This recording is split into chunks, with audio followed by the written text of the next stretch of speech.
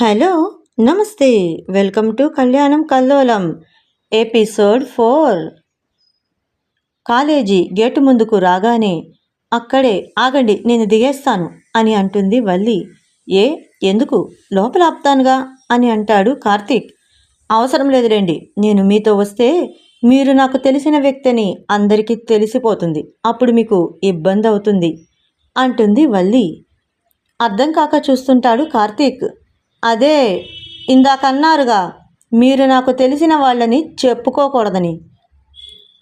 అమ్మా వల్లి, నేను చెప్పింది బిల్డప్గా యూజ్ చేసుకోవద్దని, నా పేరు అడ్డు పెట్టుకొని అల్లరి పనులు చేయొద్దని, నీ అంతట నువ్వే డబ్బా కొట్టుకొని తిరగకుండా ఉండమని. అర్థమైందా అంటూ కార్ని లోపలికి తీసుకొని వెళ్ళాడు కార్తీక్. తన కోసమే ఎదురు చూస్తున్న కాలేజీ స్టాఫు కారు ఆగగానే వారి చేతిలో బొకేలను పెట్టుకొని రెడీగా నిలుచొని ఉన్నారు. కారు నుండి కార్తీక్ వల్లి దిగి వస్తున్నారు. కార్తీక్కి వెల్కమ్ చెప్పడానికని పూలరేకులను కార్తీక్పై విసురుతూ ఉన్నారు. అవి వల్లి మీద కూడా పడుతూ ఉన్నాయి. ప్రిన్సిపాల్ ముందుగా బొకే అందించి, కంగ్రాచ్యులేషన్స్ మిస్టర్ కార్తికేయ, మొదటిసారిగా మీరు ఎండీగా ఈ కాలేజీ బాధ్యతలు చేపట్టినందుకు అంటూ షేకండిస్తూ ఉన్నాడు. అలా స్టాఫ్ మొత్తం ఒకరుగా కార్తికేయకు విష్ చేస్తున్నారు.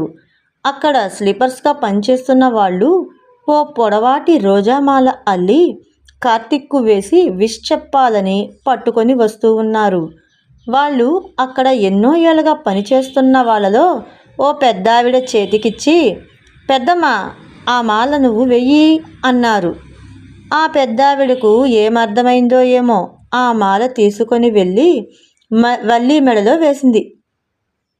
అయ్యో, ఆ అమ్మాయికి కాదు, పక్కనున్న ఆ సారికి వెయ్యాలి అంటున్నారు మిగిలిన వాళ్ళు. ఇప్పుడు ఎలా? తెలియక వేసేసానయ్యా, ఉండండి అంటూ వల్లి మెడలో నుండి ఆ మాలను తీసుకుపోయింది. వద్దులే, ఉండనివ్వండి, మీకు కావలసింది ఆ మాల నా మెడలో ఉండటమేగా అంటూ వల్లి మెడలోని మాలను ఓ పక్కగా తీసి తన తలను దూర్చాడు కార్తీక్. కార్తీక్ చేసిన పనికి అర్థం కాక చూస్తూ ఉంది. సార్, ఏం చేస్తున్నారు మీరు అని అడుగుతుంది వల్లి. అబ్బా ఏముంది, వాళ్ళు నా మెడలో వెయ్యాలనుకుంటున్నారు, నేను ఎలాగో దాన్ని అలానే పెట్టుకొని ఉంటానా ఏంటి, తీసేయాలిగా, అందుకే ఊరికే ఇలా తలదూర్చి తీస్తున్నా అన్నాడు. వాళ్ళు హ్యాపీ ఫీల్ అవుతారుగా అప్పుడు. నేను మాత్రం ఇలానే ఉంచుకుంటానా దీన్ని? ఆవిడ ఏదో పొరపాటున వేసింది, నేను తీసిచ్చుండేదాన్నిగా. ఇలా ఒక మాలలో ఇద్దరం తలదూర్చడం తప్పు, ఉండండి తీస్తాను అంటూ ఆ మాలను తీసి ఆ పెద్దావిడ చేతిలో పెట్టేసింది. ఇక నేను క్లాస్కి వెళ్తున్నాను సార్, నాకు లేట్ అవుతుంది అంటూ వెళ్ళిపోయింది వల్లి. కార్తీక్ ఆమె వైపు చూస్తూ చిన్నగా ఓ నవ్వు నవ్వుకున్నాడు. అక్కడి నుండి ఆఫీస్ రూమ్లోకి వెళ్ళిన తర్వాత కార్తీక్ తన సీట్లో కూర్చున్నాడు. స్టాఫ్కు స్వీట్ బాక్స్ అందేలా చేశాడు. కొంత జీతాలు పెంచాడు. స్టాఫ్ మొత్తం కార్తీక్ రాకతో సంతోషపడుతూ ఉన్నారు. ఇక ఆ రోజు నుండి కార్తీక్ వల్లీలు కాలేజీ నుండి ఇంటికి ఒకటిగా రావడం పోవడం జరుగుతూ ఉంది. కార్తీక్కి తెలుసు వల్లి బాగా చదివే అమ్మాయని, మంచి పిల్ల అని. కార్తీక్కేమో వల్లిని ఆట పట్టించాలని ఆశ. అందుకే ఓ రోజు ఇంట్లో హాల్లో సోఫాలో కూర్చొని రికార్డ్స్ రాసుకుంటూ ఉంది వల్లి. నీరజ పిలిచేసరికి వల్లి పక్కకు వెళ్ళింది. కార్తీక్ నెమ్మదిగా వెళ్ళి ఆ రికార్డ్స్ నుండి ఓ పేపర్ని తీసి భద్రంగా తన రూమ్లో దాచిపెట్టేశాడు. తిరిగి వచ్చిన వల్లి మొత్తం రాసి పూర్తి చేసి 1 by 1 చెక్ చేసుకుంటూ ఉంది. ఆ రికార్డ్స్ని నీట్గా సెట్ చేసుకుంటూ ఉంది. అందులో సడన్గా ఆ పేపర్ కనిపించలేదు. ఇదేంటి, ఇందాక రాశానుగా అనుకుంటూ మళ్ళీ ఓసారి చెక్ చేసుకుంది. ఏమీ తెలియని అమాయకుడులా వచ్చి కూర్చొని ఉన్నాడు సోఫాలో. టెన్షన్గా వల్లి వెతుక్కుంటూ ఉంది. దాన్ని చూస్తూ ఏమనాలి, ఏమైంది అని అడుగుతుంది నీరజ. నా రికార్డ్ షీట్ కనిపించట్లేదాంటీ? కనిపించట్లేదా? ఎటెళ్ళుంటుంది? గాలికి సోఫా కింద పడిందేమో చూడు అంటూ ఆ సోఫాలు బెంచీలు జరిపి చూస్తున్నారు నీరజ వల్లీలు. కనిపించనే లేదు. ఇప్పుడు మళ్ళీ రాయాలా అంటూ టెన్షన్ పడిపోతుంది వల్లి. వల్లి అవస్థలు చూసి ముసిముసిగా నవ్వుకుంటున్నాడు కార్తీక్.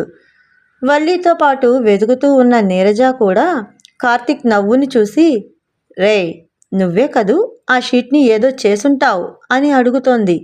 నాకేం తెలియదు అంటాడు కార్తీక్.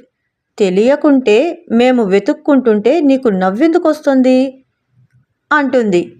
అవును నిజమే అనుకొని కార్తీక్ని కోపంగా చూస్తుంది వల్లి. రేయ్, ముందు దాన్ని బయటకు తీ, తన రికార్డు షీటు తనకివ్వు అంటుంది నీరజ. ఇవ్వనుగాక ఇవ్వను అంటాడు. అంటే మీ దగ్గర పెట్టుకున్నట్టు కదా సార్ అంటుంది వల్లి. అవును ఉంది, అయితే ఏంటి? సార్ ప్లీజ్ నా రికార్డ్ నాకు ఇచ్చేయండి. నాకు మళ్ళీ ఇప్పుడు అది రాసే ఓపిక లేదు. మొత్తం రాసి రాసి చేతులు నొప్పి పెడుతున్నాయి అంటుంది వల్లి. అది కావాలంటే నేను చెప్పింది చేయాలి. ఏం చేయాలి సార్ అంటుంది వల్లి.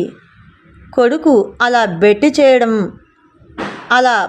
వల్లి అలా ప్రాధేయపడడం చూస్తూ, ఎందుకురా ఇప్పుడు తనని ఏడిపిస్తున్నావు అంటుంది నీరజ. మళ్ళీ వల్లి వైపు తిరిగి, అయినా నువ్వేంటమ్మా ఇంట్లో కూడా సార్ అంటావే, కాలేజీ వరకే సార్, ఇక్కడ వాడికి ఏమీ అవసరం లేదు, వాడికి అంత రెస్పెక్ట్ ఇవ్వవలసిన అవసరం లేదు అంటుంది. ఇంతలో సురేంద్ర నీరజ అని పిలవడంతో వస్తున్నా అంటూ నీరజ వెళ్ళిపోయింది. సార్ ఇచ్చేయండి, నేను మళ్ళీ రాయలేను అంటుంది వల్లి. వల్లిని చూస్తూ, ఇప్పుడేగా మా మమ్మీ చెప్పింది, నన్ను కాలేజీలోనే సార్ అని పిలువు, ఇంటి దగ్గర అవసరం లేదు, జస్ట్ కార్తీక్ అని పిలిస్తే చాలు అని అంటాడు. వల్లి అలా చూస్తూ నిలబడిపోవడంతో, అయితే ఉండు ఇస్తా అని తన గదిలోకి వెళ్ళి ఆ రికార్డు షీట్ని తెచ్చి ఇదిగో అంటూ చెయ్యి పైకెత్తి పట్టుకున్నాడు.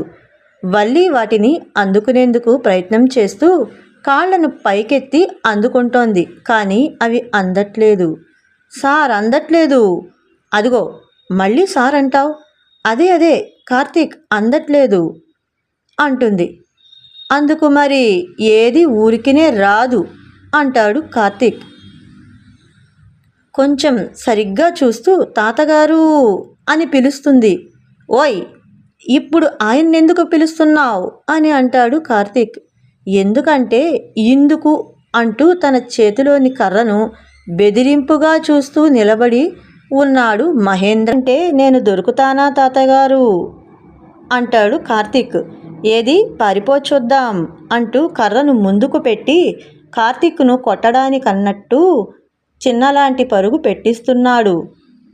తాతగారికి దొరకకుండా సోఫా చుట్టూ తిప్పిస్తున్నాడు కార్తీక్ ఎంతకీ తాతగారికి దొరకట్లేదని వల్లి కార్తీక్ని కదలనివ్వకుండా గట్టిగా పట్టుకుంటుంది. వల్లి తనను అలా గట్టిగా పట్టుకునేసరికి ఒక్క క్షణం బుర్ర పనిచేయలేదు కార్తీక్.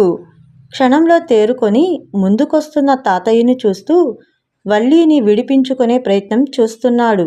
కానీ వల్లి చెయ్యి పట్టు వదిలేసరికి కార్తీక్ చొక్కాను గట్టిగా పట్టుకుంది. తాతగారు ముందుకు వచ్చేసరికి కంగారులో కార్తీక్ పక్కకు తిరిగినట్టు వేగంగా కదిలేసరికి కార్తీక్ షర్టు వల్లి చెయ్యి బిగించి పట్టుకొని ఉండటం వల్ల షర్టు బటన్స్ తెగి పడిపోయాయి. షర్టు చినిగిపోయింది. స్లిప్ అయిన కార్తీక్ ముందున్న టీపాపై పడిపోబోయాడు. కార్తీక్ షర్టును పట్టుకొని ఉన్న వల్లి కూడా బ్యాలెన్స్ చేయలేక కార్తీక్పై పడిపోయింది.